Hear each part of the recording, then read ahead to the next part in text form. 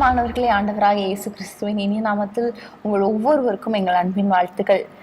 மேதுமே மன மகிழ்ச்சியில் இந்த வாரமும் உங்களை சந்திப்பதில் எங்களுக்கு மிகுந்த மகிழ்ச்சி. ஒவ்வொரு வாரமும் நம்ம ஒரு டாபிக்ல நம்ம தியானம் பண்ணுகிறது நம்மளுக்கு ரொம்ப சந்தோஷத்தை கொடுக்கிறது. ஆண்டவர் ஆச்சரியமான காரியங்களை பேசி கொண்டு வருகிறார், நம்மளுக்கு கற்றுக் கொடுத்து வருகிறார். நம்ம என்னென்ன மாதிரியான காரியங்களை நம்ம கேரக்டர்ஸ் நம்ம டெவலப் பண்ணணும், என்னென்ன கேரக்டர்ஸ் நம்ம விட்டு விடணும், எந்தெந்த சுவாபங்கள் நம்ம விட்டு விடணும் என்பதை குறித்து ஆண்டவர் நம்மளுக்கு ஒவ்வொரு வாரமும் நம்மளுக்கு போதித்து வருகிறார். ஆமென். வேத வாக்கியங்களை ஆராய்ந்து பார்த்ததுனால நற்குணசாலிகளாக இருந்தார்கள் என்று பெரோயா பட்டணத்தை குறித்து சொல்லப்பட்டிருக்கிறது. அதே போல தான் நம்ம பைபிளை எந்த அளவுக்கு வாசிக்கிறோமோ தியானிக்கிறோமோ அந்த அளவுக்கு நம்முடைய வாழ்க்கையில் நம்ம நற்குணசாலிகளாய் மாறுவோம். நம்முடைய ஆவிக்குரிய வாழ்க்கைக்கு இது மிகவும் பிரயோஜனமாக இருக்கிறது. ஆமென்.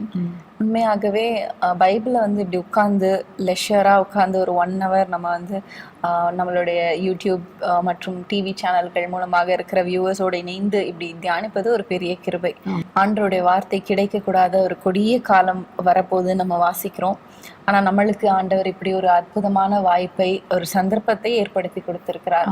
எல்லாரும் இணைந்து ஒரு இடத்துல கூடி நம்மளால பைபிள் ஸ்டடி பண்ண முடியலனாலும் இப்படி அவங்கவுங்க இருக்கிற வீட்டுல அவங்களுடைய கம்ஃபர்ட்ல இருந்து நம்ம இப்படி தியானிப்பது ஒரு பெரிய ஒரு கிருபை தான். ஆமீன். நான் நினைக்கிறேன் நீங்களும் எங்களை மாதிரி பைபிள் நோட் பென்னு எல்லாத்தோட நீங்க உட்கார்ந்துருப்பீங்கன்னு நான் நினைக்கிறேன். நம்ம கொஞ்ச நேரம் நல்லா ஆண்டவருடைய வார்த்தையை நம்ம ஆராய்ந்து பார்க்கலாம், தியானிக்கலாம். கர்த்தர் நம்மோடு கூட பேசுவார், நம்மை தைரியப்படுத்துவார், நம்மை சந்தோஷப்படுத்துவார். சில சமயங்களில் எச்சரிப்பான வார்த்தைகளையும் கர்த்தர் கொடுப்பார். அதுதான் பைபிள். ஆமென். கர்த்தருக்கு ஸ்தோத்திரம். ஸோ இந்த பைபிள் ஸ்டடிக்கு ஆரம்பமாக நம்ம ஒரு ஜெபத்தை செய்து ஆரம்பிக்கலாம். ஸ்தோத்திரம் ஆண்டவரே, இந்த நல்ல வேலைக்காக ஸ்தோத்திரம் ஆண்டவரே. இன்றைக்கும் ஆண்டவரே இந்த சனிக்கிழமை மாலை நேரத்தில் அப்பா நாங்கள் எல்லாரும் கூடி ஆண்டவரே நாங்கள் இணைந்து உங்களுடைய வேதத்தை நாங்கள் தியானிக்க போகிறோம் அப்பா. ஆண்டவரே, வீண் சிந்தனைகளை வெறுத்து உங்களுடைய வேதத்தில் நான் பிரியப்படுகிறேன் என்ற வார்த்தையின்படி ஆண்டவரே எங்களுடைய காரியங்கள் எல்லாவற்றை நாங்கள் உதறி தள்ளிவிட்டு ஆண்டவரே எங்களுடைய பாரங்கள், எங்களுடைய கவலைகள், ஆண்டவரே எங்களுடைய சோர்வுகள் எல்லாவற்றையும் நாங்கள் உதறி தள்ளிவிட்டு ஆண்டவரே உங்களுடைய வேதத்தை நாங்கள் தியானிக்க, உங்களுடைய வசனத்தில் நாங்கள் ஆண்டவரே ஆண்டவரே உங்களுடைய வசனத்தினால நீங்க கொடுக்குற அந்த சந்தோஷத்துல மகிழும்படியாக நாங்கள் கூடி வந்திருக்கிறோம் அப்பா. நீர் எங்களோடு பேசுவீராக. எங்களுக்கு ஆண்டவரே நாங்கள் நடக்க வேண்டிய பாதைகளை நீர் போதித்து தாங்க ஆண்டவரே. வெளிச்சத்தை, உங்களுடைய வேதத்தின் வெளிச்சத்தை எங்கள் மீது வீசுவீராக. எங்கள் வாழ்க்கையின் மீது வீசட்டும் அப்பா. அந்த வெளிச்சத்தினால் எங்களுடைய வாழ்க்கை செழிப்பாக மாறுமே ஆண்டவரே. எங்களுடைய காரியங்கள் எல்லாவற்றையும் நீர் வாய்க்க பண்ணுவீரே அப்பா. எங்களை முழுவதுமாய் ஒப்பு கொடுக்கிறோம். நீர் எங்களோடு பேசுங்க. இயேசுவின் நாமத்தில் பிதாவே, ஆமென். இன்னைக்கு நம்ம ஒரு வித்தியாசமான ஒரு பைபிள் ஸ்டடி பண்ணலாம். யூஸ்வலா நம்ம ஒரு கேரக்டர் எடுத்து கேரக்டர் ஸ்டடி பண்ணுவோம், இல்ல ஒரு சாப்டர் எடுத்து அந்த சாப்டர் வைஸ் மெடிடேஷன் பண்ணுவோம், இல்லைன்னா ஒரு வார்த்தையை வைத்து ஒரு வசனத்தை வைத்து நம்ம பைபிள் ஸ்டடி பண்றது நம்ம வழக்கம். இன்னைக்கு நம்ம ஒரு வித்தியாசமான ஒரு டாபிக்ல பண்ணலாம்னு நம்ம யோசித்தோம். அது என்ன அப்படின்னா, heroes of the promise land. அதாவது தேவனாகிய கர்த்தர் இஸ்ரவேல் ஜனங்களுக்கு வாக்குத்தத்தம் பண்ணின அந்த ப்ராமிஸ்ட் லேண்ட், அதாவது அந்த வாக்குத்தத்தம் பண்ணப்பட்ட தேசத்துக்கு நேராக நடத்தி கொண்டு போன தலைவர்களை பற்றி நம்ம பார்க்க போறோம். ஸோ அந்த தலைவர்கள் என்னென்ன காரியங்கள்லாம் பண்ணாங்க, என்ன மாதிரியான எஃபர்ட்ஸ் எடுத்தாங்க அந்த ப்ராமிஸ்ட் லேண்டுக்குள்ள நுழையிறதுக்கு, அந்த ப்ராமிஸ்ட் லேண்டுக்கு நேராக போறதற்கு என்னென்ன காரியங்கள்லாம் பண்ணாங்க, அப்படி நம்மளும் பண்ணும்போது ஆண்டவர் நமக்கு கொடுத்த அந்த வாக்குத்தத்தத்தை நம்ம எளிதில் சுதந்திரித்துக் கொள்ளலாம். ஆமீன். உண்மையிலே அவங்களுடைய நல்ல காரியங்கள் எப்படி ஒவ்வொரு காலகட்டத்தில் ஒவ்வொரு தலைவர்கள் அழகாய் ஜனங்களை எப்படி நடத்தி கொண்டு போனாங்க, அந்த லீடர்ஷிப் எப்படி இருந்தது என்று பார்க்கும் பொழுது உண்மையிலே நாமும் அதே போல் ஃபாலோ பண்ணும்போது கண்டிப்பாக ஆண்டவர் நமக்கு வாக்குத்தத்தம் பண்ணின கானான் தேசத்துக்கு, பரலோக ராஜ்யத்துக்கு அதை பெற்றுக்கொள்வதற்கு மக்களுக்கு, நம்முடைய குடும்பத்துக்கு நம்ம வழிகாட்டலாம். ஆமென். நம்ம கடந்த சில வாரங்களுக்கு முன்பதாக கூட ஆசீர்வாதங்களை, வாக்குத்தத்தங்களை எப்படி சுதந்திரித்துக் கொள்வது என்ற டாபிக்ல நம்ம பைபிள் ஸ்டடி பண்ணோம். அநேகருடைய வாழ்க்கையில பாத்தீங்கன்னா ஆண்டவர் எனக்கு நிறைய வாக்குத்தத்தங்களை கொடுத்திருக்கிறார், ஒவ்வொரு நாளும் வேதத்துல இருந்து என்கிட்ட பேசுகிறார், ஆனா எதுவுமே நிறைவேறல அப்படின்றதுதான் நிறைய பேரோட கூற்று. ஆனா இன்னைக்கு ஆண்டவர் நம்மளுக்கு கற்றுக் கொடுக்க போகிறார் என்னென்ன காரியங்கள்லாம் நம்ம இன்னும் செய்யணும், இன்னும் மாற்ற வேண்டும். அந்த வாக்குத்தத்தம் பண்ண தேசத்துக்கு நேராக நடத்தி கொண்டு போன அந்த தலைவர்கள் என்னென்ன காரியங்கள்லாம் பண்ணாங்க அப்படின்னு சொல்லி நம்ம பார்க்கும்போது நம்ம கரெக்ட் பண்ண வேண்டிய காரியங்களை ஆண்டவர் நமக்கு உணர்த்துவார். இப்போ முதலாக இந்த வாக்குத்தத்தம் பண்ணப்பட்ட தேசத்துக்கு நேராக இஸ்ரவேல் ஜனங்களை வழி நடத்துறதுக்கு யார் முதலாக லீட் பண்ணாங்க அப்படிங்கிறத உங்களில் யாருக்காவது சொல்ல முடியுமா? மோசே நான் வெரி குட். ஆமாம், நான் நினைக்கிறேன் லைவ் சேட்டில் நிறைய பேர் போட்டிங்கன்னு நான் நினைக்கிறேன். மோசே தான். ஸோ அந்த மோசேயுடைய வாழ்க்கையை நம்ம பார்க்கலாம். ஏற்கனவே மோசேயுடைய ஜெப வாழ்க்கை குறித்து நாங்கள் உங்களுக்கு பைபிள் ஸ்டடியில் நாங்கள் கற்றுக் கொடுத்துருக்குறோம். அதை நீங்கள் டிஸ்கிரிப்ஷன் பாக்ஸில் பார்த்தீங்கன்னா கண்டிப்பாக அதை எடுத்து நீங்கள் கற்றுக்கொள்ளுங்கள். ஏனென்றால் மோசேயுடைய ஜெப வாழ்க்கை ரொம்ப ரொம்ப இம்பார்ட்டൻ്റ് ஆனது. இப்போது நம்ம அதை பற்றி பேசலை, மற்ற கேரக்டர்ஸ் பற்றி நம்ம பார்க்கலாம். ஸோ மோசே குறித்து நம்ம பார்க்கும்போது முதலாக மோசையை வந்து ஆண்டவர் ஒரு முச்செடி தரிசனம் மூலமாக அவரை சந்திக்கிறார். அது பார்த்து விட்டு ஓகே, ஒரு அற்புதமான ஒரு காட்சி அங்கே நடக்குது அப்படின்னு சொல்லி அப்படியே போகலை. அதை கிட்ட போய் பார்க்கணும் அப்படிங்கிற ஒரு வாஞ்சை, ஒரு ஆவல் இல்லையா, அது வந்து ஆண்டவர் மேல இருக்கிற ஒரு பற்றுதலை குறிக்கலாம். அதாவது நம்ம இன்னும் ஆண்டவரை தெரிஞ்சுக்கணும், இன்னும் ஆண்டவர் மனசுல என்ன இருக்கு, என்ன விரும்புகிறார், நம்ம இடத்துல இருந்து என்ன விரும்புகிறார், என்ன தரிசனத்தை நம்மளுக்கு வைத்திருக்கிறார், என்ன அழைப்பை வைத்திருக்கிறார் என்பதை கிட்ட போய் இன்னும் நெருங்கி வாழ்கிற ஒரு வாழ்க்கை, ஆண்டவரோடு நடக்கிற ஒரு வாழ்க்கையை குறிக்கிறது. ஆண்டவர் என்ன சொல்ல வருகிறார் என்பதை கிட்ட போய் பார்த்த பொழுதுதான் கர்த்தருடைய குரலை கேட்கிறவராக இந்த மோசே மாறுகிறார். அப்போ ஆண்டவர் ஏற்கனவே பிளான் பண்ணிட்டாரு, மோசே மூலமாக தான் இஸ்ரவேல் ஜனங்களை வெளியே கொண்டு வர வேண்டும் என்று. எத்தனையோ பேர் இருந்தாங்க, ஆனால் ஆண்டவருடைய பார்வை மோசே மேலே பட்டது. மோசேயை கர்த்தர் தெரிந்து கொண்டார். அதற்காக தான் பார்வோனுடைய அரண்மனையில் ஆரம்பத்திலேயே நிறைய வில் வித்தைகள் மற்றும் எல்லா கலைகளிலும் வளரும்படி கர்த்தர் கிருபை பாராட்டினார். ஸோ அந்த நாட்கள் முடிந்து அதுக்கப்புறம் வனாந்திரத்தில் இருக்கும் பொழுது அவர் அதன் பிறகு முச்செடி மூலமாக தரிசனம் கொடுத்து அவரை வெளியே கொண்டு வந்து திரும்பவும் எகிப்துக்கு அவர் கொண்டு வர வைத்து அவரோடு கூட பேசி பார்வோனுக்கு முன்பாக நிற்க வைக்கிறதை நம்ம பார்க்கிறோம். ஸோ இந்த இடத்துல மோசேயுடைய அர்ப்பணிப்பை பார்க்குறோம். ஆண்டவர் தரிசனம் கொடுத்த உடனே, அவரை அழைத்த உடனே பயந்தா கூட, பார்வோனுக்கு பயந்தா கூட அந்த எகிப்துக்கு புறப்பட்டு போகிறத நம்ம பார்க்கிறோம். அது மாத்திரம் இல்ல, அவர் எனக்கு சரியா பேச முடியாது அப்படின்னு சொல்லும்போது அதையும் தாண்டி அவர் போகிறார். இல்ல என்னால முடியாது அப்படின்னு சொல்லிட்டு உட்காரல. தன்னுடைய குறைவுகள் இருந்தா கூட அந்த இதையும் தூக்கி வீசிட்டு ஆண்டவர் அழைக்கிறார் என்பதற்காக அவர் புறப்பட்டு போகிறார். பார்வோனுக்கு முன்பாக நிற்கிறார். இவருக்கு துணையா ஆரோன் இருக்கிறாரு. எப்படி இருந்தாலும் மோசே மூலமா கர்த்தர் செய்யணும்னு நினைச்ச காரியங்களை மோசே மூலமாகவே செய்து முடிக்க அவர் தன்னை அர்ப்பணித்தார். ஸோ அர்ப்பணிப்பு அப்படின்னு சொல்லும் பொழுது அதுக்கு முன்னாடி அவருக்கு ஒரு அழைப்பு இருந்ததை பார்க்கிறோம். அழைக்கப்படுகிறவங்களுக்கு கண்டிப்பா அர்ப்பணிப்பு இருக்கணும். அந்த அர்ப்பணிப்பு இருந்தாதான் அந்த அழைப்புக்கு பாத்திரமாக நடந்து கொள்ள முடியும். அதுக்கு அடுத்து மோசையோட வாழ்க்கையில பார்த்தோம்னா பயங்கரமான பிரச்சனைகள். அது சொந்த ஜனங்களே யாரை மீட்டு கொண்டு போனோம் அப்படின்னு நினைச்சாரோ அந்த ஜனங்களே வந்து அவருக்கு விரோதமாக முறுமுறுக்கும் போது எங்களை விட்டுருங்க அப்படின்னு சொல்லும் போது அவர் விடவே இல்லை. அது ஒரு நல்ல லீடர்ஷிப் குவாலிட்டி இல்லையா? விடாமுயற்சி. என்ன பிரச்சனை வந்தாலும் அந்த கோலை நோக்கி போய்கொண்டே இருக்கணும், ஃபார்வர்டாக போய்கொண்டே இருக்கணும் அப்படிங்கிற ஒரு மென்டாலிட்டி. அது ரொம்ப முக்கியமானது. இன்னைக்கு அநேகர் வந்து ஒரு சின்ன பிரச்சனை, ஒரு சின்ன காய்ச்சல் வந்தாலே ஐயோ முடியாது அப்படின்னு படுத்துருவாங்க. ஸோ அது நம்ம பார்க்கிறோம். கரெக்டு. இப்போ பார்வோன் எவ்வளவு நிந்தனையா பேசினா, எவ்வளோ அவமானப்படுத்தினா, எவ்வளோ தன்னுடைய இருதயத்தை கடினப்படுத்தினா, அற்புதங்கள் நடந்தது. ஆனால் அந்த அற்புதங்கள் நடக்கும் பொழுது, அந்த வாதை வரும் பொழுது தன்னுடைய இருதயத்தை மாற்றுவான். முடிஞ்ச உடனே பழையபடி அவர் திரும்பிடுவார். ஆனால் அந்த சூழ்நிலையிலையும் நீ சொன்னது போல விடாமுயற்சியோடு தன்னுடைய காரியத்தை கைவிடாமல் தொடர்ந்து ஓடி போனதை நம்ம பார்க்கிறோம். அதனால தான் அந்த கோலை அச்சீவ் பண்ண முடிஞ்சது. அதே போல பார்வோன் அப்படின்னு சொல்லும்போது ஒரு கிங், அவருக்கு எல்லா உரிமையும் இருக்கு, எல்லா பவர்ஸும் இருக்கு. பார்வோன் நினைச்சா மோசையை கொலை செய்திருக்கலாம். ஆனா வந்து அதையும் தாண்டி ஒரு தைரியமாக நான் போய் தான் ஆவேன்னு சொல்லி அவ்வளோ வாதைகளை கொண்டு வந்து, ஐயோ நான் வாதைகளை கொண்டு வந்துட்டு அது அரண்மனைக்கு போனா ஒருவேளை பார்வோன் என்னை கொலை செய்திடலாமே, அது கூட பயப்படாம ஆண்டவர் என்னோடு இருக்கிறாரு, இந்த பார்வோன் என்ன, ஆண்டவர் சர்வ வல்லமையுள்ள ஆண்டவர் என்னோடு இருக்கிறார் அப்படின்னு சொல்லி ஒரு விசுவாசம், ஆண்டவர் பேர்ல விசுவாசம், அதிலிருந்து வருகிற அந்த அத்தாரிட்டி அண்ட் அந்த ஒரு தைரியம் நம்ம பார்க்கிறோம். நம்முடைய வாழ்க்கையில கூட நம்ம இதை வந்து அப்படியே அப்ளை பண்ணணும்.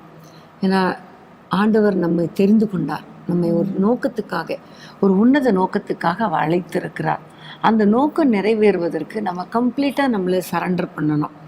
தொல்லைகள் பிரச்சனைகள் வரலாம், ஆனால் அதை கண்டு நம்ம சோர்ந்து போகாமல் விடாமுயற்சியோடு மோசேயை போல அந்த கொடுத்த அந்த பணியில் முன்னேறி சென்று உறுதியாக நின்று அதை அச்சீவ் பண்ணணுமே தவிர இடையில நம்ம விட்டுறக்கூடாது. சில நெருக்கங்கள், பாடுகள், உபத்திரவங்கள், மனுஷருடைய நிந்தையான வார்த்தைகள் வரும்போது போதும், இதுக்கு மேலே நம்ம ஓடி என்ன பிரயோஜனம், அப்படி ஒருவேளை நீங்கள் இடையிலே நின்று கொண்டிருப்பீர்களே ஆனால் இன்றைக்கு திரும்ப உங்களுடைய ஓட்டத்தை துவங்குங்க. ஆண்டவர் உங்களோடு கூட இருக்கிறார். எப்படிப்பட்ட சூழ்நிலை வந்தாலும், எப்படிப்பட்ட மனிதர்கள் உங்களுக்கு எதிர்த்து வந்தாலும் உங்களோடு கூட இருக்கிறவர் நம்முடைய ஆண்டவர். ஸோ இந்த வனாந்திரமான பாதையில் கர்த்தர் நிச்சயம் நம்மோடு கூட இருந்து நம்மை தைரியப்படுத்தி அந்த நம்ம மேலே வச்ச அந்த கோலை கர்த்தர் செய்து முடிக்க அவர் வல்லமை உடையவராக இருக்கிறார் என்பது மாத்திரம் நம்ம மறந்துடக்கூடாது.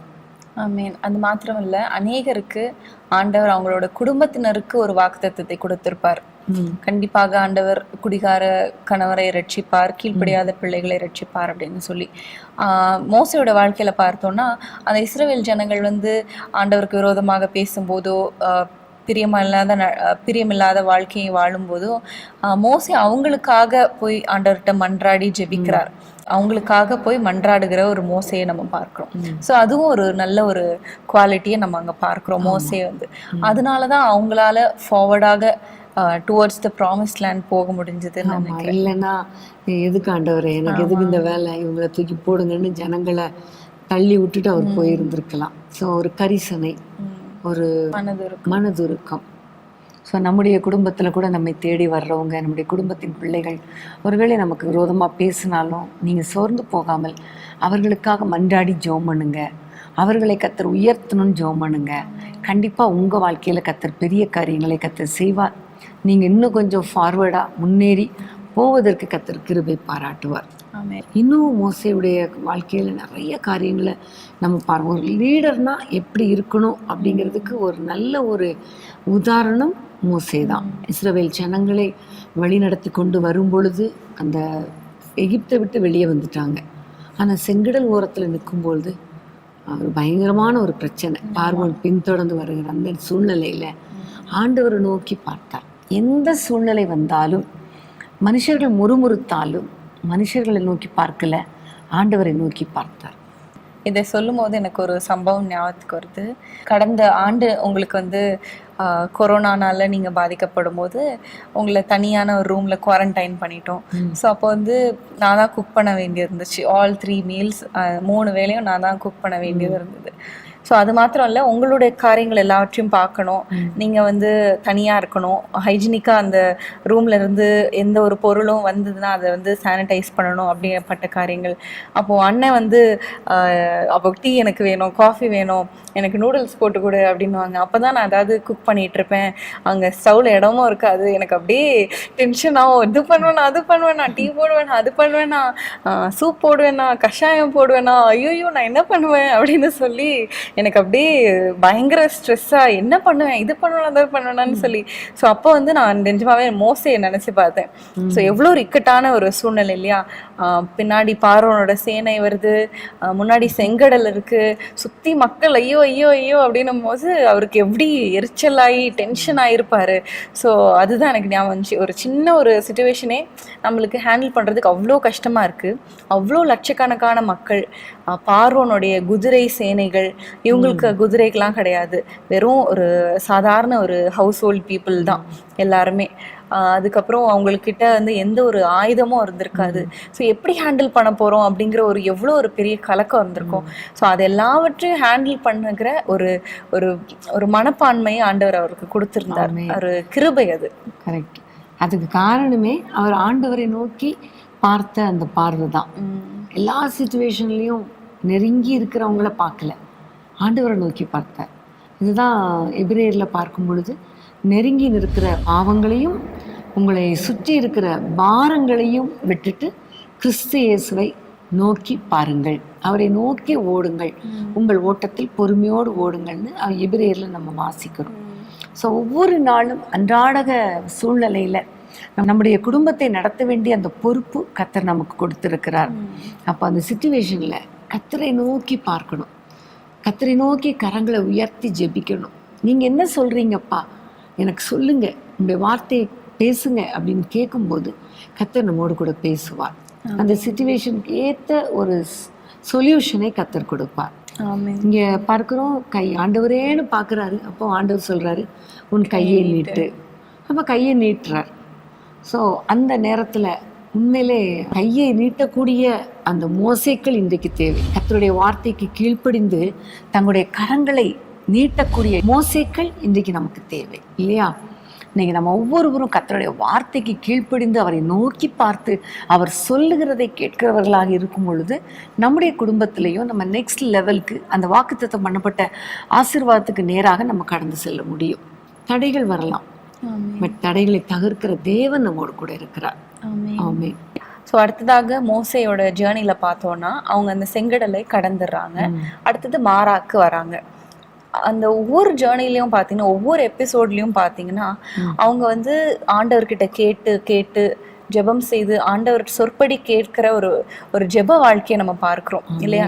எல்லாவற்றையும் ஆண்டவர்கிட்ட விசாரித்து எல்லாவற்றையும் ஆண்டவர்கிட்ட கொண்டு போய் ஆண்டவர்கிட்ட கேட்டு அவர் என்ன சொல்கிறாரோ அதன்படி செய்கிற ஒரு மோசையை நம்ம பார்க்கிறோம். ஆமென். வேதத்தில் பார்த்தா நிறைய இடங்கள்ல, நானும் எழுதி வச்சு பார்த்தேன், நிறைய இடங்கள்ல ஆண்டவர் சொல்லுகிற வார்த்தைக்கெல்லாம் கீழ்ப்படுகிறதை பார்க்கிறோம். சின்ன சின்ன வார்த்தைக்கு கூட கரெக்டாக அவர் கீழ்ப்படுகிறார். அந்த கொப்பை வெட்டி போடுனா வெட்டி போடுவார், கண்மலை அடினா அடிப்பார். ஆனால் கடைசி நேரத்தில் மாத்திரம் அவர் கீழ்ப்படியாததான் போயிட்டார். ஒரே ஒரு இடத்துல கீழ்ப்படியலை. அது நிமித்தம் அந்த வாக்குத்தத்தம் போனப்பட்ட தேசத்துக்குள்ள இவர் போக முடியாத ஒரு சூழ்நிலை வந்துருச்சு. அங்கே ஒரு தடை வந்துருச்சு. இன்னும் அவருடைய கேரக்டர் பற்றி பார்க்கும்போது இன்னொரு காரியம், அமலேக்கியர் இஸ்ரவேல் ஜனங்களை பின்தொடர்ந்து வர்றாங்க. அந்த நேரத்தில் மோசே சொல்லுகிறார் யோசுவாவை பார்த்து, நீ பட்டய கரைக்கினால அவர்களோடு கூட யுத்தம் பண்ணு, நானும் ஆரோனும் ஊரும் நாங்கள் மலைக்கு மேலே ஏறுகிறோம் என்று சொல்லி அவர்கள் ஏறுகிறத பார்க்குறோம். அப்போது இவருடைய வயசு கிட்டத்தட்ட பார்த்தா 80 years. ஸோ அன்றைக்கி மலையில் ஏறுறது கஷ்டம். அது மட்டும் இல்லை, கைகளை உயர்த்தி பிடித்து கொண்டு இருக்கிறார். உயர தூக்கும்போது அமலேக்கியர் தோல்வி பெறுகிறாங்க, இஸ்ரவேலர் வெற்றி பெறுகிறாங்க. கைகளை தளர விடுகையில் எப்படியும் வயசானவர் இல்லையா, தளர்ந்து போகும். நம்ம எவ்வளோ நேரம் தான் கையை உயர்த்திட்டு இருக்க முடியும்? ஸோ தளர்ந்து போகும். அப்படிப்பட்ட சூழ்நிலையில் அமலேக்கியர் வெற்றி கொண்டாங்க. அப்போ இந்த நேரத்தில் ஆரோனும் ஊரும் ஒரு கல்லை எடுத்து வச்சு அவர் உட்கார வச்சு அவர் கையை தாங்கி பிடிச்சாங்க. என்னதான் கையை தாங்கி பிடிச்சாலும் சூரியன் அஸ்தமிக்கிற நேரம், அதாவது சன் செட் ஆகிற நேரம் வரைக்கும் கையை உயர்த்தி பிடிச்சிட்டு இருக்கிறது எவ்வளோ கஷ்டம் இல்லையா? கஷ்டம். ஆனால் அந்த கஷ்டத்தெல்லாம் தாங்கிட்டு இஸ்ரவேல் ஜனங்களுக்கு ஒரு வெற்றி கிடைக்கணுங்கிறதுக்காக எனக்கு எவ்வளோ கஷ்டப்பட்டாலும் பரவாயில்ல, மக்களுக்கு வெற்றி கிடைக்கணும். இது ஒரு லீடர்ஷிப்புடைய முக்கியமான ஒரு கேரக்டர். அது மாத்திரம் இல்லை, வெற்றி கிடைக்கிற வரைக்கும் தொடர்ந்து ஜெபிக்கிற ஒரு காரியமாகவும் நம்ம அதை பார்க்கலாம். தொடர்ந்து விடாம கான்ஸ்டன்ட் ப்ரேயர் ஆக அதை நம்ம கன்சிடர் பண்ணலாம். நம்முடைய வாழ்க்கையில் கூட நம்ம முன்னோக்கி போய்கொண்டிருக்கிற சூழ்நிலையில் பல தடைகள் வரலாம், பல பிசாசின் கிரியைகள் நமக்கு விரோதமாக வழிமறிக்கலாம், முன்னேற விடாதபடி வழிமறிக்கலாம். ஆனால் அந்த நேரங்களில் எல்லாம் கரங்களை உயர்த்தி ஆண்டவரை நோக்கி ஜெபிக்கும் பொழுது கர்த்தர் கண்டிப்பாக நமக்கு வெற்றியை தருவார். அந்த ஜெபம் இடைவிடாத ஜெபமாக இருக்கணும்.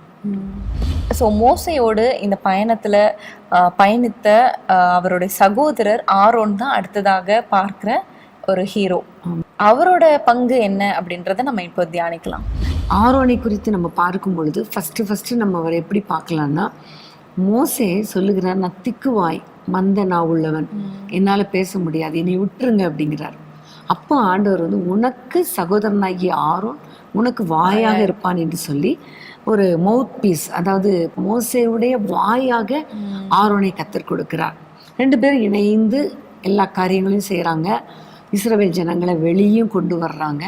அழகாக எல்லாம் போயிட்டுருக்கு. அப்படிப்பட்ட நேரத்தில் அமலேக்கியர் வந்த பொழுது மலை மேலே ஏறும் பொழுது கூடவே ஆரோன் போகிறார். மோசேக்கு துணையாகவே எல்லா சூழ்நிலையிலும் போனதை நம்ம பார்க்கிறோம். தலைவனுக்காக தோள் கொடுக்கிற ஒரு தலைவனாக நம்ம இந்த ஆரோனை பார்க்கலாம். கூடவே போகிறார், கரங்களை உயர்த்தி பிடிக்கிறார். அவர் மோசேவுடைய கைகள் அசரக்கூடாதுங்கிறதுக்காக தன்னால் என்ற அளவுக்கு உயர்த்தி பிடித்துட்டு இருக்கார். இன்னும் பார்த்தோம்னா மோசையோட அண்ணன் ஆரோன், அவருக்கு இன்னும் வயது அதிகம். ஆனாலும் அவர் ஹெல்ப் பண்ற அந்த காரியத்தை நம்ம பார்க்கிறோம். கொஞ்சம் யோசித்து பார்த்தா ரொம்ப கஷ்டம் இல்லையா?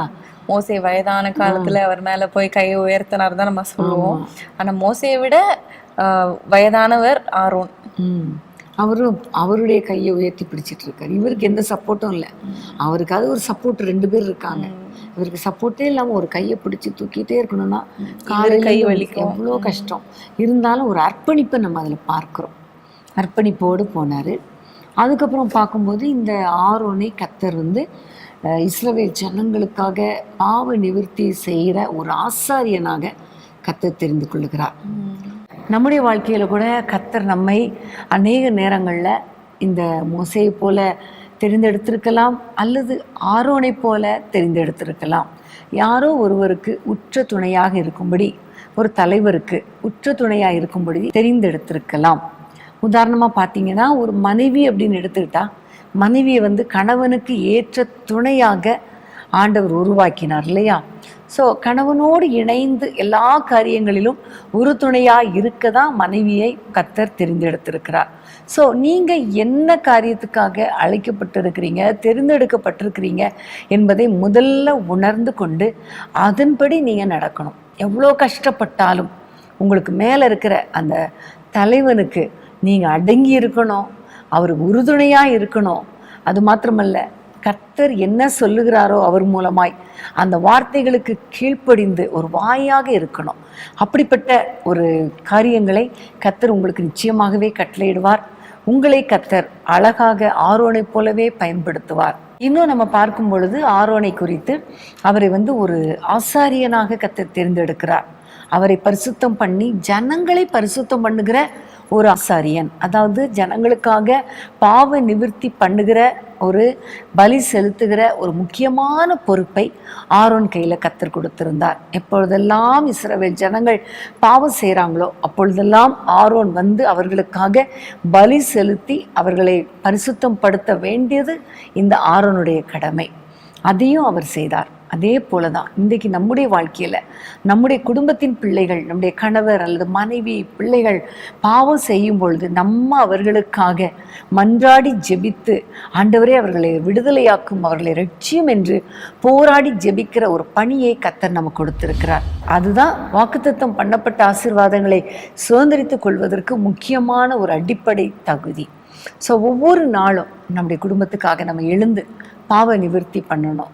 நமக்கு தெரியும், யோபுடைய வாழ்க்கையில் அவனுடைய பிள்ளைகளுக்காக ஒவ்வொரு நாளும் அவன் ஜெபித்தான். அந்த ஜெபத்தினால கர்த்தர் பாதுகாத்து வைத்திருந்தார் என்பதை நம்ம அறிந்திருக்கிறோம். ஸோ உங்கள் வாழ்க்கையில் உங்கள் பிள்ளைகளின் பாதுகாப்பு, உங்கள் குடும்பத்தின் பாதுகாப்பு உங்கள் கையில் இருக்கிறபடினால நீங்கள் அதிகமாக ஜெபிங்க, அவர்களுக்காக மன்றாடி ஜெபிங்க, அவருடைய பாவத்திலிருந்து ஒரு விடுதலையாகும்படி நீங்கள் போராடி ஜெபிங்க. நிச்சயமாகவே கர்த்தர் ஜெபத்தை கேட்டு ஆச்சரியமான காரியங்களை செய்வார். ஆமீன். இவ்வளோ நல்ல குணங்கள் படைத்த ஆரோன், மக்களை சுத்திகரித்து ஆண்டவருக்கு நேராக நடத்த வேண்டிய ஆரோன் ஆண்டவர் விட்டு விலக ஒரு வழியாக, ஒரு காரணமாக ஆயிட்டார். அந்த கன்று குட்டி செய்வித்து அதை வழிபட அவங்க ஆரம்பிச்சிட்டாங்க, மோசே மலையிலிருந்து வர தாமதமான போது. ஸோ மற்றவர்களை திசை திருப்புகிற ஒரு ஆரோனை நம்ம அங்கே பார்த்தோம். ஸோ அப்படிப்பட்டவராக இல்லாமல் ஊழியர்களுக்கு, மற்றவர்களுக்கு உதவி செய்கிறவர்களாக இருக்கணும். அது மாத்திரமல்ல, மற்றவர்களுக்காக ஆண்டவரிடத்துல பரிந்து பேசி அவங்களுடைய பாவங்களுக்காக நம்ம மன்றாடி ஜெபிக்கிற ஒரு ஜெப வீரனாக இருக்கணும். ஆமீன். இதை சொல்லும்போது திரும்பவும் மோசே எனக்கு ஞாபகத்துக்கு வருது. மலையின் மேல் ஏறி வர தாமதித்த பொழுதுங்கும் போது, ஸோ இவர் அடிக்கடி மலைகளை ஏறுறார். சீனாய் மலையில் 2 முறை ஏறி தேவனுடைய சமூகத்தில் 40 நாள் இரவும் பகலும் புசியாம குடியாம தேவ சமூகத்தில் இருந்ததையும் நம்ம பார்க்கிறோம். அதையும் நம்ம மறந்துடக்கூடாது மோசே. ஆனால் ஆரோனுக்கு அந்த சந்தர்ப்பம் கிடைக்கல. ஜனங்களை வழி விலகி போக பண்ணிட்டார். அதனால கடைசியில் பார்க்கும் பொழுது அவரும் அந்த வாக்குத்தத்தம் பண்ணப்பட்ட தேசத்துக்குள்ளே பிரவேசிக்க முடியாமல் போய்விட்டது. இப்படிப்பட்ட தலைவருடைய நல்ல குவாலிட்டிஸை பார்க்கும்போது அதை நம்ம ஃபாலோ பண்ணணுங்கிற ஒரு எண்ணத்தை கர்த்தர் நம்ம கொடுக்குறார். அதே வேளையில் எப்படி ஒரு சின்ன மிஸ்டேக் அவங்களுக்கு ஆசீர்வாதத்தை தடை பண்ணியதோ அதை பார்க்கும் பொழுது நாமும் ஆண்டவருடைய வார்த்தைக்கு கீழ்ப்படியணும், மிஸ்டேக் பண்ணக்கூடாதுங்கிறத ஆண்டவர் நம்மோடு கூட பேசுகிறார் இல்லையா? அதுக்கு நம்ம கீழ்ப்படியும் பொழுது கண்டிப்பாக நம்ம ஆசீர்வாதத்தை சுதந்திரித்து கொள்ள முடியும். அடுத்ததாக இன்னொரு மனிதரை குறித்து பார்க்கலாம். யாத்திராகமம் 35ஆம் அதிகாரம் 30-31 வசனத்தை வாசிக்க கேட்போமா?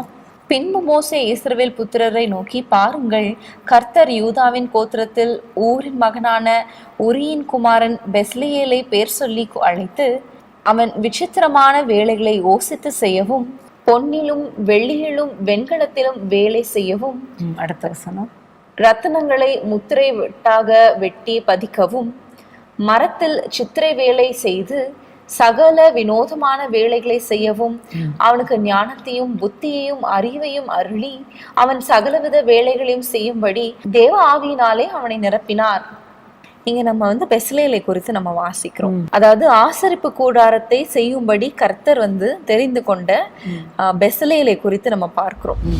ஆண்டவர் மோசே இடத்துல சொல்லுகிறார், ஒரு ஆசரிப்பு கூடாரத்தை செய்யணும், அது நடுவில் நான் தங்கியிருப்பேன், தேவ பிரசன்னம், அதிலிருந்து நான் பேசுவேன் என்றெல்லாம் சொல்லும் பொழுது, இந்த ஆசரிப்பு கூடாரத்தை செய்வதற்கு ஒரு குறிப்பிட்ட மனிதனாகிய பெஸ்லேலை அழைத்து, பெயர் சொல்லி அழைத்து, அவனுக்கு பாரு எவ்வளவு ஞானத்தை கொடுத்து, தேவாவியை கொடுத்து, அறிவை கொடுத்து, புத்தியை கொடுத்து அவர்கள் நிரப்புகிறார்.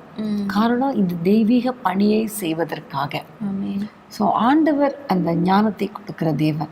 பெஸ்லேலுக்கு எப்படி ஞானத்தை கொடுத்து அந்த ஆசரிப்பு கூடாரத்துக்கு அடுத்த பணிகளை செய்ய வைத்தாரோ, அதே போல் இன்றைக்கும் நம்மை அழைக்கிற தேவன், ஆண்டவருக்கு நம்ம அர்ப்பணிக்கும் பொழுது நம்மையும் அப்படிப்பட்ட ஆவியினால நிரப்புவார்.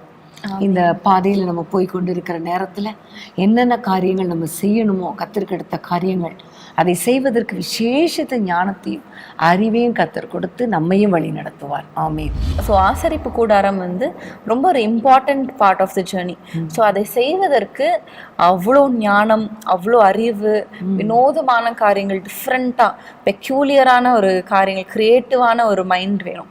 ஸோ நம்மளுடைய ஆசீர்வாதங்களை சுதந்திரித்துக் கொள்வதற்கும் நம்மளுக்கு ஞானம் வேணும். எப்படி நடந்து கொள்ளணும், என்னென்ன மாதிரி பேசணும், யார் இடத்துல எப்படி பேசணும், எப்படி நடந்து கொள்ளணும், குடும்பத்தில், ஆஃபீஸில், இன்னும் எல்லா இடத்துலையும் எப்படி நம்ம பேசணும் என்ற ஒரு ஞானத்தையும், அதாவது இங்கே ஆசரிப்பு கூடாரத்தை கெட்டுறாங்க, இன்னும் நம்ம பார்த்தோம்னா நம்ம வீட்டை கட்டுவதற்கான ஞானத்தை ஆண்டவர் இடத்துல கேட்கணும், ஊழியத்தை கட்டுவதற்கான ஞானம், இப்படி ஒவ்வொரு விஷயத்துலையும் ஆண்டவர் இடத்துல நம்ம ஞானத்தை கேட்டு நம்ம பெற்றுக்கொண்டு அதன்படி செய்யும்போது கண்டிப்பாக நம்ம ஈஸியாக ஆண்டவர் வைத்திருக்கிற ஆசீர்வாதங்களை, வாக்குத்தத்தங்களை நம்ம சுதந்திரித்துக் கொள்ளலாம். யாக்கோபில் ஒரு வசனம் உண்டு, உங்களில் ஒருவன் ஞானத்தில் குறைவாக இருந்தால் என்னிடத்தில் கேட்க கடவன், சம்பூர்ணமாய் கொடுக்கிற தேவன் நான் கொடுப்பேன் என்று சொல்லுகிறார். ஸோ ஒவ்வொரு நாளும் நம்ம ஆண்டவரிடத்தில் ஞானத்தை கேட்டு பெற்றுக்கொள்ளும் பொழுது, கர்த்தருக்கு அடுத்த பணியானாலும் சரி, குடும்பத்துக்கு அடுத்த பணியானாலும் சரி, மற்றவர்களை வழிநடத்துகிற பணியானாலும் சரி, எல்லாவற்றுக்கும் தேவையான ஞானத்தையும் கிருபையும் கர்த்தர் கொடுப்பார். ஆமென். பிரியமானவர்களே, இன்றைக்கும் நம்ம heroes of the promised land அப்படின்ற ஒரு டாப்பிக்கில் நம்ம தியானித்து கொண்டு இருக்கிறோம். அதாவது ஆண்டவர் வாக்குத்தத்தம் பண்ணின தேசத்தை சுதந்திரித்துக் கொள்வதற்கு வழி நடத்தின தலைவர்களை பற்றி நம்ம பார்த்து கொண்டு வருகிறோம். அவங்க எப்படிப்பட்ட குணநலங்களை படைத்திருந்தாங்க. ஸோ நம்மளும் நம்மளுடைய வாக்குத்தத்தங்களை, ஆண்டவர் நம்மளுக்கு கொடுத்த வாக்குத்தத்தங்களை நம்ம சுதந்திரித்துக் கொள்ள எப்படி அவங்க கிட்ட இருந்து நம்ம என்னென்ன காரியங்கள்லாம் கற்றுக்கொண்டு வரலாம் அப்படின்றத நம்ம பார்த்து கொண்டிருக்கிறோம். ஸோ நம்ம மோசேயை குறித்து, ஆரோனை குறித்து, பெஸ்லேலை குறித்து நம்ம தியானித்தோம். இன்னும் நம்ம சிலரை குறித்து நம்ம தியானிக்க போகிறோம். அதற்கு முன்பதாக ஒரு சிறிய இடைவேளை. உம்மை துதிக்கிறோம், போற்றுகிறோம், வாழ்த்துகிறோம், வல்ல தேவன் நீரே என்றும் வணங்கிடுவோம். உம்மை துதிக்கிறோம், போற்றுகிறோம், வாழ்த்துகிறோம், வல்ல தேவன் நீரே என்றும் வணங்கிடுவோம். உம்மை துதிக்கிறோம், போற்றுகிறோம், வாழ்த்துகிறோம், வல்ல தேவன் நீரே என்றும் வணங்கிடுவோம். உம்மை துதிக்கிறோம், போற்றுகிறோம், வாழ்த்துகிறோம், வல்ல தேவன் நீரே என்றும் வணங்கிடுவோம். செங்கடலை இரண்டாக பிளந்தவரே, யோர்தானின் வழியை திறந்தவரே. செங்கடலை இரண்டாக பிளந்தவரே, யோர்தானின் வழியை திறந்தவரே. எரிகோவை தகர்த்திடும் வல்ல தேவனே, எரிகோவை தகர்த்திடும் வல்ல தேவனே. நன்மையும் கிருபையும் என்னை தொடரும், நன்மையும் கிருபையும் என்னை தொடரும், துதிக்கிறோம் போற்றுகிறோம் வாழ்த்துகிறோம் வல்ல தேவன் நீரே என்றும் வணங்கிடுவோம் உம்மை துதிக்கிறோம் போற்றுகிறோம் வாழ்த்துகிறோம் வல்ல தேவன் நீரே என்றும் வணங்கிடுவோம் சத்துருவை கலங்க பண்ணும் தேவன் நீரே தத்தளிப்பின் பாத்திரத்தை நீக்குபவரே சத்துருவை கலங்க பண்ணும் தேவன் நீரே தத்தளிப்பின் பாத்திரத்தை நீக்குபவரே துஷ்ட நீதி என் வழியே வருவதில்லை துஷ்ட நீதி என் வழியே வருவதில்லை பாதையிலே தூதர் என்னை தாங்கிடுவார் பாதையிலே தூதர் என்னை தாங்கிடுவார் உம்மை துதிக்கிறோம் போற்றுகிறோம் வாழ்த்துகிறோம் வல்ல தேவன் நீரே என்றும் வணங்கிடுவோம் உம்மை துதிக்கிறோம் போற்றுகிறோம் வாழ்த்துகிறோம் வல்ல தேவன் நீரே என்றும் வணங்கிடுவோம் தடைகளை உடைத்திடும் வல்ல தேவனே பாதைகளை செவ்வையாக்கும் நல்ல தேவனே கரங்களை தட்டி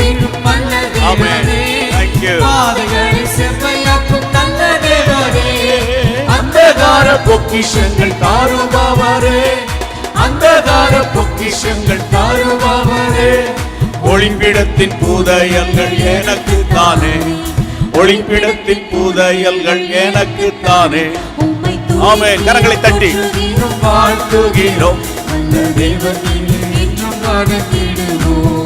உம்மை துதிக்கிறோம் போற்றுகிறோம் வாழ்த்துகிறோம் ஆமென் பிரைஸ் தி லார்ட் ஆமென் பிரியமானவர்களே, வேதமே மனமகிழ்ச்சியில் உங்களை மீண்டும் வரவேற்கிறோம். இன்றைக்கும் heroes of the promised land அப்படிங்கிற ஒரு டாப்பிக்கில், அதாவது வாக்குத்தத்தம் பண்ணப்பட்ட தேசத்துக்கு நேராக நடத்தின தலைவர்களை குறித்து நம்ம தியானித்து கொண்டிருக்கிறோம். மோசே, ஆரோன் மற்றும் பெசலேலை குறித்து நம்ம பார்த்தோம். அடுத்ததாக யாரை குறித்து நம்ம தியானிக்கலாம்? அடுத்ததாக நம்ம எல்லாருக்கும் தெரியும், மோசேக்கு அடுத்தது யாரு? யோசுவா. நல்ல அருமையான ஒரு மனிதன். அதை நம்ம ஒரு நாளும் மறந்துடக்கூடாது. இப்போ உதாரணமாக பார்த்தா மோசே கிட்ட மிஸ்டேக் இருந்துச்சு, ஆரோன் கிட்ட மிஸ்டேக் இருந்துச்சு. பட் இந்த யோசுவாவை பார்க்கும் பொழுது ஒரு மிஸ்டேக்கும் சொல்ல முடியாது. அவ்வளோ ஒரு பர்ஃபெக்ட் லீடர்னா அவர் தான். ஸோ எனக்கு எப்போவுமே ரொம்ப ஜாஷுவா ரொம்ப பிடிக்கும். யோசுவாவை குறித்து நம்ம பார்க்கும் பொழுது முதலாக யோசுவா யாத்திராகமும் 17ஆம் அதிகாரத்தில் தான் நம்ம அவரை குறித்து வாசிக்கிறோம்.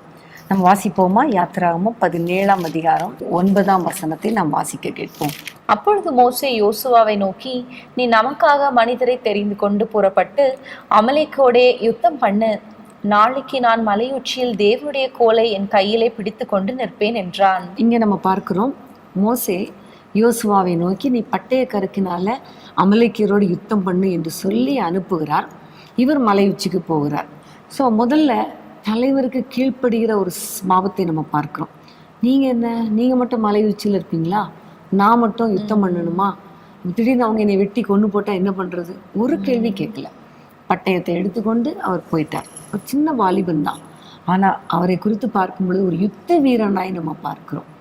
ஸோ பட்டய கருக்கு என்று சொல்லும் பொழுது இன்றைக்கு நமக்கு வசனத்துக்கு அடையாளமாக இருக்கிறது. ஸோ சத்துரு பல விதங்களில் நம்முடைய குடும்பத்துக்கு விரோதமாக, நம்மோடு கூட இருக்கிற குடும்பத்தினருக்கு விரோதமாக, நம்முடைய மக்களுக்கு விரோதமாக கிரியை செய்ய வரலாம். ஆனால் வசனத்தை கொண்டு அவனை வெற்றி கொள்கிற ஒரு வாழ்க்கை வாழ வேண்டியது நம்முடைய கடமையாக இருக்கிறது. இதற்கு முன்பதாக நம்ம பெஸ்லேலை குறித்து பார்த்தோம். எப்படி ஆண்டவர் ஆசரிப்பு கூடாரத்தை செய்வதற்கு அவரை அழைத்தார் இல்லையா? இப்பொழுது யோசுவாவை குறித்து பார்க்கும்போது யாத்திராகமம் 33:11 நம்ம வாசிக்கிறோம், யோசுவா என்னும் அவனுடைய பணிவிடைக்காரனாகிய வாலிபன் ஆசரிப்பு கூடாரத்தை விட்டு பிரியாதிருந்தான் என்பதை நம்ம பார்க்கிறோம். இந்த ஆசரிப்பு கூடாரத்துல தான் ஆண்டவரிடத்துல எதை குறித்தாகிலும் விசாரிக்க அங்க போவாங்க. சோ யோசுவாவை குறித்து இங்க பார்க்கிறோம், ஆசரிப்பு கூடாரத்தை விட்டு பிரியாது இருக்கிற ஒரு வாழ்க்கை. அப்போ ஆண்டவரோடைய சஞ்சரித்து கொண்டிருக்கிற வாழ்க்கை இல்லையா? அது ரொம்ப ஒரு அற்புதமான ஒரு கேரக்டரா இங்க பார்க்கிறோம். பிரியாது இருந்தான் அப்படின்னு இங்க போட்டிருக்கு. தேவ பிரசன்னத்தை விட்டு விலகாத ஒரு வாழ்க்கை வாழ்ந்ததை பார்க்கிறோம். அந்த பெட்டி எழும்பும் பொழுது இஸ்ரவேல் மக்கள் நடத்தப்படுவார்கள். அடுத்ததாக நம்ம பார்க்கும் பொழுது யோசுவாவை குறித்து நம்ம பார்க்கிறோம். இஸ்ரவேல் ஜனங்களை 12 கோத்திரங்களை கானான் தேசத்தை பார்ப்பதற்காக போன பொழுது 10 கோத்திரத்தாரும் ஐயோ அங்கே முடியாது, போக முடியாது, நம்மளால் முடியாது என்று சொல்லி ரொம்ப அவிசுவாச வார்த்தைகளை பேசினாங்க. இதை கூட நம்ம காலேபு குறித்து பார்த்ததில் நம்ம நிறையா தெளிவாக நம்ம அந்த பைபிள் ஸ்டடியில் நம்ம பார்த்தோம். ஆனால் இந்த யோசுவாவும் காலேபும் மாத்திரம்தான் ஆண்டவருடைய வார்த்தையை விசுவாசித்து நிச்சயமாக நம்ம அதை எளிதாய் சுதந்திரித்து கொள்ளலாம் என்று விசுவாச அறிக்கை பேசினாங்க. மற்ற மக்கள்லாம் துர்ச்செய்தியை பரம்ப செய்யும் பொழுது இவங்க 2 பேரும் இல்லை கர்த்தர் நம்ம மேலே பிரியமாக இருக்கிறபடினால நிச்சயமாக அந்த இடத்த கொடுப்பார் என்று சொன்னாங்க. இவங்க 2 பேரும் உத்தமமாய் கர்த்தரை பின்பற்றினாங்க. அதனால தான் அந்த ப்ராமிஸ் பண்ணப்பட்ட இடத்துக்கு அவங்களும் போனாங்க. அவங்களோடு கூட அடுத்த தலைமுறையினரை அவங்க வழி நடத்தி போனாங்க என்பதை நம்ம பார்க்கிறோம். இந்த யோசுவாவை ஆண்டவர் தெரிந்து கொண்டதுனால மோசேவுடைய காலம் முடியும் பொழுது ஆண்டவர் சொல்லுகிறார், இந்த யோசுவா மேலே உன்னுடைய கையை வை என்று சொன்ன பொழுது மோசே கையை வைக்கிறார். அதுதான் உபாகமம் 34ஆம் அதிகாரம் 9ஆம் வசனத்தில் நம்ம வாசிக்கலாம். மோசே நூனின் குமாரனாகிய யோசுவாவின் மேல் தன் கைகளை வைத்தபடியினால் அவன் ஞானத்தின் ஆவினால் நிரப்பப்பட்டான். இஸ்ரவேல் புத்திரர் அவனுக்கு கீழ்ப்படிந்து கர்த்தர் மோசேக்கு கட்டளையிட்டபடியே செய்தார்கள். இந்த இடத்துல நம்ம தெளிவாக வாசிக்கிறோம். அடுத்ததாக தனக்கு பின் வரவேண்டிய யோசுவாவை ஆண்டவருடைய சித்தத்தின்படி தெரிந்தெடுத்த மோசே அவருடைய தலையின் மேலே கையை வைத்த பொழுது ஞானத்தின் ஆவியினால் நிரப்பப்பட்டார் என்று பார்க்கிறோம். மோசேக்கு இருக்கிற அதே கனம் யோசுவாவுக்கு கிடைத்தது. இதெல்லாம் கர்த்தர் செய்கிற சில காரியங்கள். கர்த்தர் நம்மை உயர்த்தணும்னு நினைக்கும் பொழுது கண்டிப்பாக அவர் நம்ம மேலே தம்முடைய அளவற்ற ஆவியை ஊற்றுவார். அப்போ ஆண்டவர் நம்மை உயர்த்தும் பொழுது எந்த மனுஷங்களும் நமக்கு எதிர்த்து நிற்க முடியாது. அவர்கள் கர்த்தருக்கு கீழ்ப்படுகிறது போல நமக்கும் கீழ்ப்படிவார்கள். ஸோ அதற்கு ஆண்டவருடைய சமூகத்தில் நம்ம காத்திருக்கணும். யோசுவாவை போல நம்மை தாழ்த்தணும். யோசுவாவுடைய கேரக்டரை நம்ம பார்க்கும் பொழுது யோசுவா 1ஆம் அதிகாரத்திலிருந்து இவருடைய பணி தொடர்கிறதை பார்க்கிறோம். உபாகமும் 34ஆம் அதிகாரம் வரைக்கும் மோசே தலைவனாக இருந்தார். 34ஆம் அதிகாரத்தில் மோசே மரித்து போனார். அவர் மரித்து போவதற்கு முன்பாக யோசுவா மேலே கையை வைத்த பொழுது ஞானத்தின் ஆவியினால் நிறையப்பட்டார். அதன் பிறகு யோசுவா 1 அதிகாரத்திலிருந்து யோசுவாவுடைய பணி தொடர்கிறதை பார்க்கிறோம். அங்கு ஆண்டவர் அவரை தைரியப்படுத்துகிறார், திடப்படுத்துகிறார். அது மாத்திரமல்ல, அவரை பார்த்து சில ஆலோசனைகளை கொடுக்கிறார். யோசுவா 1ஆம் அதிகாரம் 8ஆம் வசனத்தை வாசிப்போமா? இந்த நியாயப்பிரமாண புஸ்தகம் உன் வாயை விட்டு பிரியாதிருப்பதாக. இதில் எழுதியிருக்கிறவைகளின்படியெல்லாம் நீ செய்ய கவனமாய் இருக்கும்படி இரவும் பகலும் அதை தியானித்து கொண்டிருப்பாயாக. அப்பொழுது நீ உன் வழியை வாய்க்க பண்ணுவாய். அப்பொழுது புத்திமானாயும் நடந்து கொள்வாய். இந்த வசனத்தில் நம்ம பார்க்கிறோம், ஆண்டவர் ஒரு ஆலோசனை கொடுக்கிறார். நியாயப்பிரமாண புத்தகம், அதாவது வேத புத்தகம் உன் வாயை விட்டு பிரியக்கூடாது. இதில் எழுதியிருக்கிறவைகளின் படியெல்லாம் செய்ய கவனமாக இருக்கும்படி தியானிக்கணும். ஸோ அவர் சொன்னதை இவர் செய்தார். செய்யாத மனுஷன் கிடையாது, செய்தார். அப்போ அங்கே முதல்ல பார்த்தோம் ஆசரிப்பு கூடாரத்தை விட்டு பிரியாத வாழ்க்கை. இங்கே பார்க்கிறோம் தேவனுடைய வார்த்தையை விட்டு பிரியாத ஒரு வாழ்க்கை. அப்போ வசனத்தை நல்லா தியானித்து வசனத்தின்படி நடக்கிற ஒரு தேவ மனிதனாக யோசுவா காணப்பட்டார். நம்முடைய வாழ்க்கையிலையும் வசனத்துக்கு முதலிடம் கொடுக்கணும். ஆண்டவர் என்ன சொல்லுகிறாரோ அதுக்கு கீழ்ப்படியே நம்மை அர்ப்பணிக்கும் பொழுது நிச்சயமாகவே நம்மை கொண்டு அநேகரை கர்த்தர் ஆசீர்வதிப்பார். இன்னும் கர்த்தர் சொல்லுகிறார் யோசுவாவை பார்த்து பலங்கொண்டு திடமனதாயிரு அப்படின்னு சொல்லி. அதாவது நம்ம எல்லாருக்கும் தெரியும், யோசுவா 31 ராஜாக்களோடு யுத்தம் பண்ணி ஜெயித்தாங்க. ஸோ அதுக்கு ஒரு திடமனது, ஒரு பலன் வேணும் மனதில். நம்ம கண்டிப்பாக நம்ம ஆண்டவர் நம்மோடு இருக்கிறார், நமக்கு ஜெயத்தை தருவார் என்ற ஒரு விசுவாசம் நமக்கு தேவை. ஸோ யுத்தம் பண்ணி ஜெயிக்கிறது அப்படின்றதுக்கு ஜெபம் அடையாளமா இருக்கிறது. ஸோ நம்ம ஜெபத்துல யுத்தம் செய்து நமக்கு விரோதமாக எழும்புகிற எல்லா சாத்தானின் கிரியைகளையும் நம்ம அழித்து ஜெபிக்கும் போது அது ஒரு வெற்றியை ஆண்டவர் நம்மளுக்கு கொடுப்பார். இதே தான் நீங்க என் சத்துருக்களுக்கு முன்பாக ஒரு பந்தி என்கின்ற ஒரு நூலில் நீங்க 31 நாட்களுக்கும் வித்தியாசமான போராட்டங்களை நம்ம எப்படி எதிர்த்து ஜெபிக்கலாம், அதுக்கேற்ற வசனங்களை சொல்லி எப்படி ஜெபிக்கிறது என்கின்ற அந்த நூலை எழுதியிருக்கிறீங்க. அது அநேகருக்கு அது ரொம்ப ஆசீர்வாதமாக உபயோகமாக இருக்குது. ஏன்னா ஒவ்வொரு நாளைக்கும் இந்த குடும்பத்துக்காக, பிள்ளைகளுக்காக, தொழிலில் இருக்கிற காரியங்கள், ஆவிக்குரிய காரியங்கள், என்னென்ன காரியங்கள் என்று எழுதப்பட்டிருக்கிறது. ஸோ அதை வைத்து நம்ம ஜெபிக்கும் போது நம்மளுக்கு அது ரொம்ப பிரயோஜனமாக இருக்குது. அநேக நேரத்தில் நம்ம மறந்துடுவோம், எதுக்கு ஜெபிக்கிறதுன்னு கூட தெரியாமல் இருக்கிற அந்த சூழ்நிலையிலலாம் அது ரொம்ப யூஸ்ஃபுல்லாக இருக்கும். ஆமே. அது மாத்திரமல்ல, யோசுவாவை குறித்து தியானிக்கும் பொழுது ஒரு வெளிப்பாடு உடைய ஒரு மனிதனாக இருந்தார். எப்படின்னா, எப்படி யோர்தானை கடப்பது. அப்போ ஆண்டவரிடத்துல நோக்கி பார்க்கும் பொழுது ஆண்டவர் சொல்லுகிறார், பரிசுத்தம் பண்ணி கொள்ளுங்கள், அப்புறம் ஆசாரியருடைய கால்கள் அங்கே படணும், உடன்படிக்கை பெட்டி அவரை சுமந்து கொண்டு அதில் நிற்கணும். அதெல்லாம் சொல்லும்பொழுது அதே போல் ஜனங்களுக்கு இன்ஸ்ட்ரக்ஷன் கொடுக்குறார். ஸோ ஆண்டவரிடத்துலேருந்து ரெவலேஷனை பெற்று ஜனங்களை வழி நடத்துகிற ஒரு கிருபையை மோசேயை போலவே இந்த யோசுவாவுக்கும் இருந்ததை பார்க்கிறோம். அதே போல் எரிகோ வரும் பொழுது அதை 6 நாள் சுற்றி வரணும், 7வது நாள் 7 முறை சுற்றணும், அப்புறம் ஆர்ப்பரிக்கணும் என்றெல்லாம் அவர் சொல்லி கொடுக்குறார். அதில் எங்கேருந்து வந்துச்சு?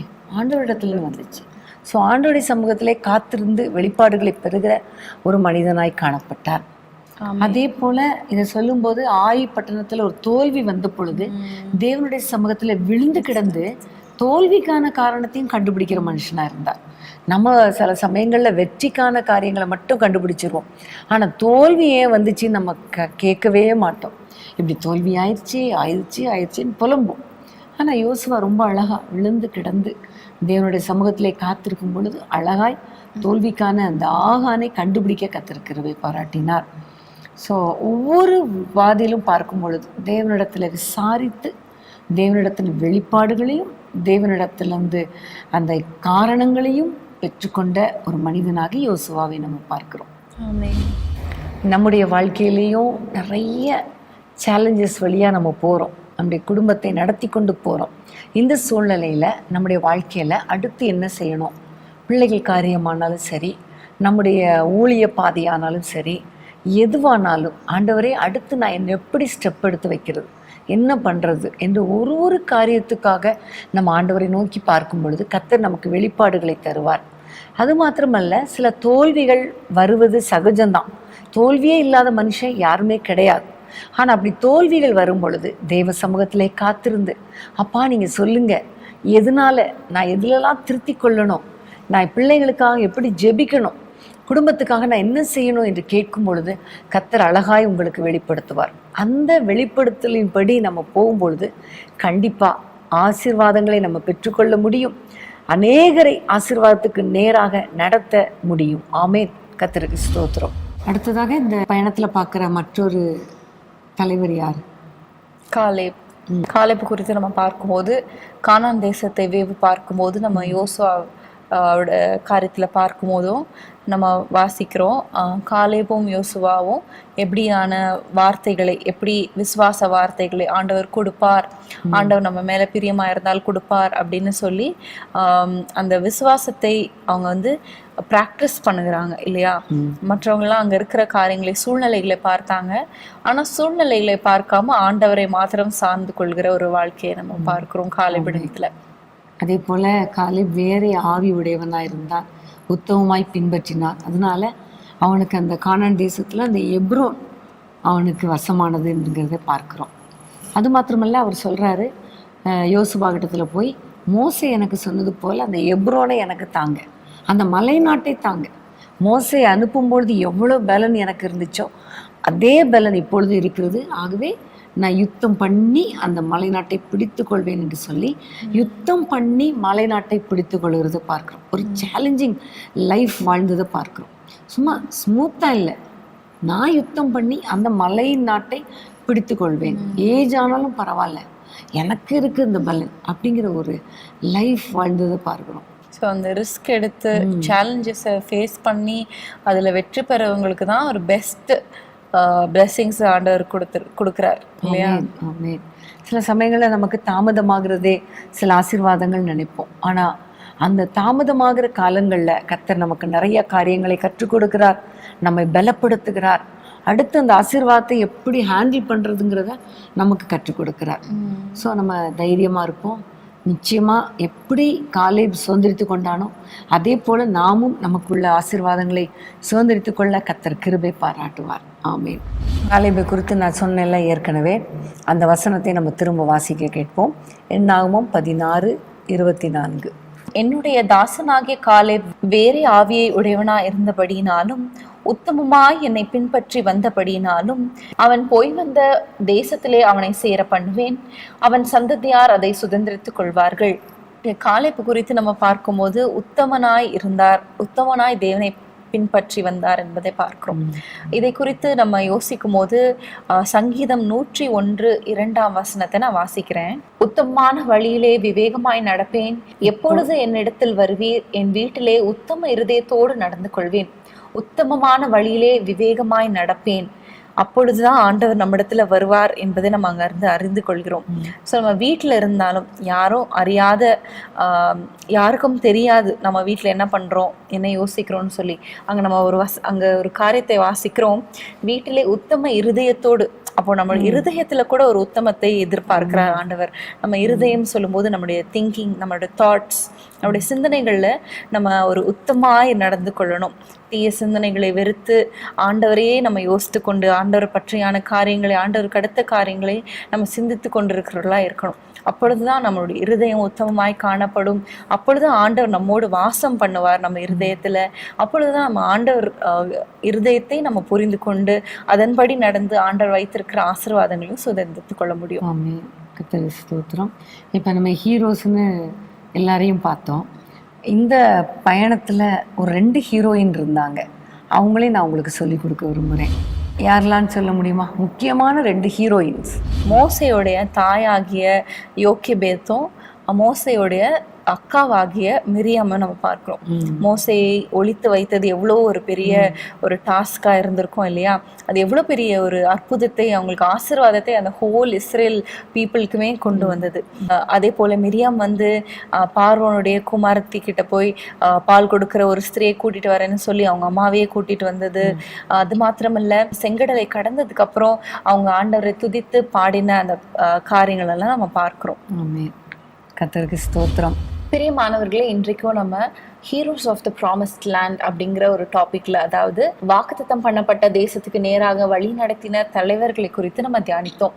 5 தலைவர்களை நம்ம பார்த்தோம். முதலாவதாக மோசே, அதற்கடுத்ததாக ஆரோன், பெசலேல், யோசுவா மற்றும் காலேபை குறித்து நம்ம இன்னைக்கு தியானித்தோம். மோசையை குறித்து நம்ம தியானிக்கும் போது அவர் அந்த தரிசனத்தை கிட்ட போய் பார்ப்பேன் என்கின்ற ஒரு வாஞ்சியுள்ள ஒரு மனிதனாக காணப்பட்டார் என்பதை நம்ம தியானித்தோம். அவரிடத்துல இருந்த அர்ப்பணிப்பு, அந்த ஜனங்களுக்காக அவர் பாடுபட்ட காரியங்கள், ஆண்டவர் சொல்படி கீழ்ப்படிந்த ஒரு மோசையை நம்ம பார்த்தோம்.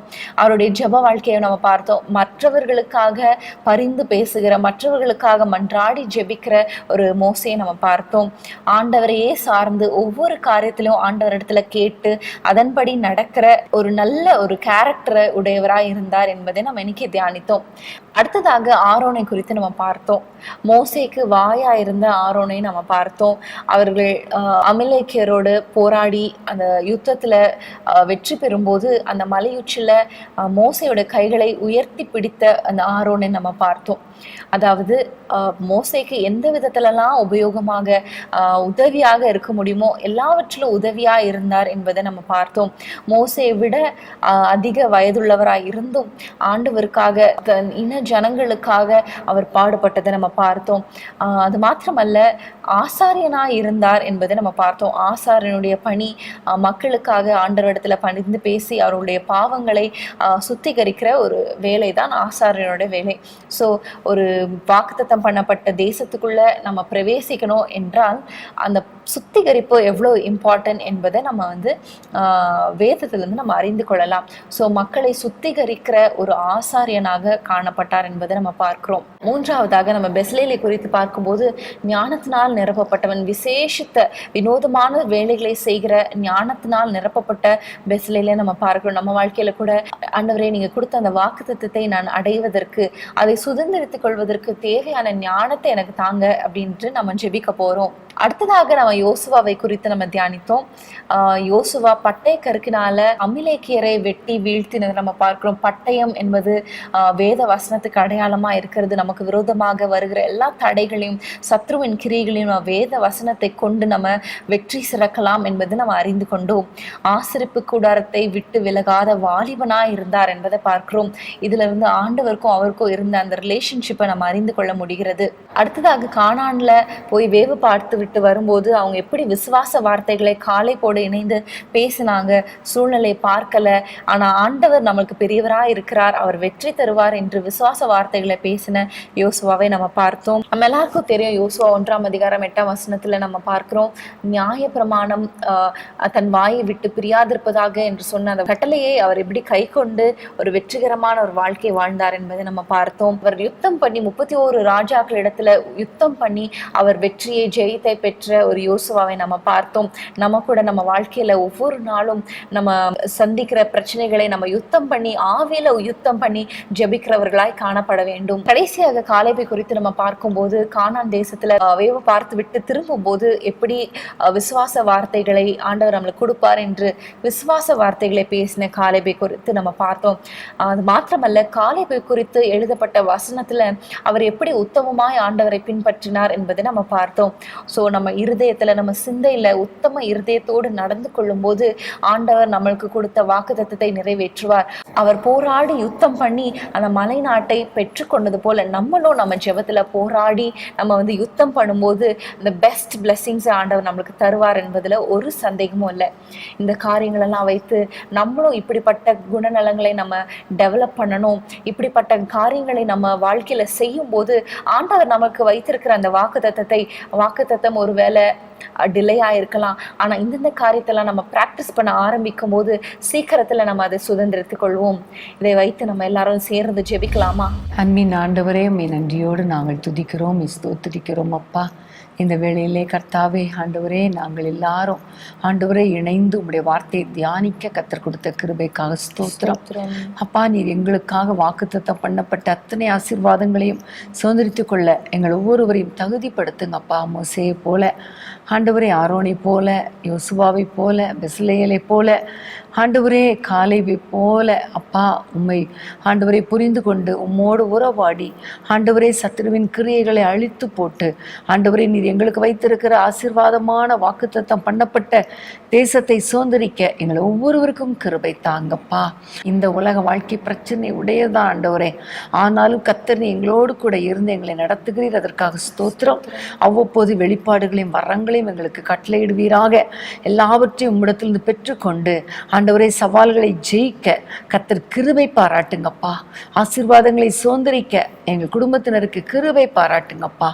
தடைகளை எல்லாம் உடைத்து போடுங்க. பரிசுத்தமுள்ள வாழ்க்கை வாழ்ந்து உத்தமமான வாழ்க்கை வாழ்ந்து உம்மோடு இணைந்து வாழ்ந்து உடைய நாமத்தை மகிமைப்படுத்த கிருபை தாரும். எல்லாரையும் ஆசீர்வதிங்கப்பா. எங்களோடு இணைந்து பைபிள் மெடிடேட் பண்ண அத்தனை பேருடைய குடும்பங்களிலும் உம்முடைய ஆசீர்வதிக்கும் கரம் நீட்டப்படுவதாக. ஒவ்வொருவரும் உமக்காக எழும்பி பிரகாசிப்பார்களாக. வல்லமையான காரியங்களை உடைய பிள்ளைகள் வாழ்க்கையில கத்த செய்வீராக நாங்கள் ஜெபிக்கிறோம். கிருபை கொப்பு கொடுக்கிறோம். அதிசயங்களை காணப்படும் இயேசுவின் நாமத்தில் பிதாவே, ஆமேன், ஆமேன். பிரியமானவர்களே, இந்த எபிசோடு உங்களுக்கு மிகுந்த பிரயோஜனமாக இருந்திருக்கும் நாங்கள் விசுவாசிக்கிறோம். மீண்டும் அடுத்த வாரம் நாங்கள் சந்திக்கிறோம். பிரியமானவர்களே, இந்த ப்ரோக்ராம் உங்களுக்கு ரொம்ப ஆசீர்வாதமாக இருந்ததல்லவா? நீங்களும் இதே போல சில காரியங்களை எடுத்து தியானம் பண்ணுங்க. கர்த்தர் உங்களோடு கூட பேசுவார். நம்ம எப்படி நடக்கணும், எப்படி நடக்கக்கூடாது என்பதை அழகாக நமக்கு கற்றுக் கொடுப்பார். கர்த்தருக்கு ஸ்தோத்திரம். அடுத்த வாரம் நம்ம இதே மாதிரி வேதமே மனமகிழ்ச்சியில் நம்ம சந்திக்கும் வரை உங்கள் ஒவ்வொருவரையும் கர்த்தர் தாமே அளவில்லாமல் ஆசீர்வதிப்பாராக என்று கூறி உங்களிடத்திலிருந்து நாங்கள் விடைபெறுகிறோம். God bless you. பிரியமானவர்களே, நாளை இரவு ஞாயிற்றுக்கிழமை இரவு 9:30 மணிக்கு இரவு ஜெபம் இருக்கிறது. நீங்கள் அதில் கலந்து கொள்ளும்படி உங்களை அன்புடன் கேட்டுக்கொள்கிறோம். 1 மணி வரைக்கும் தான் இந்த இரவு ஜெபம். ஸோ டக்குன்னு முடிஞ்சிரும். குடும்பமாக கலந்து கொண்டு ஆசீர்வாதங்களை பெற்றுக்கொள்ளுங்கள். அன்பான தேவனுடைய பிள்ளைகளே, இச்செய்தி உங்களுக்கு மிகுந்த ஆசீர்வாதமாக இருந்ததென்று நாங்கள் நம்புகிறோம். தொடர்ந்து எங்கள் செய்திகளை கேட்டு கர்த்தருக்குள் ஆசீர்வதிக்கப்பட ஜீசஸ் மீட்ஸ் மினிஸ்ட்ரீஸ் என்கிற எங்கள் யூடியூப் சேனலை சப்ஸ்கிரைப் செய்யுங்கள். மேலும் உங்கள் ஜெப உதவிக்கு எங்களோடு நீங்கள் தொடர்பு கொள்ள வேண்டிய தொலைபேசி எண் 984126 5286 மற்றும் 7299546363. Email gpsrobinson@hotmail.com. கர்த்தர் உங்களை ஆசிர்வதிப்பாராக.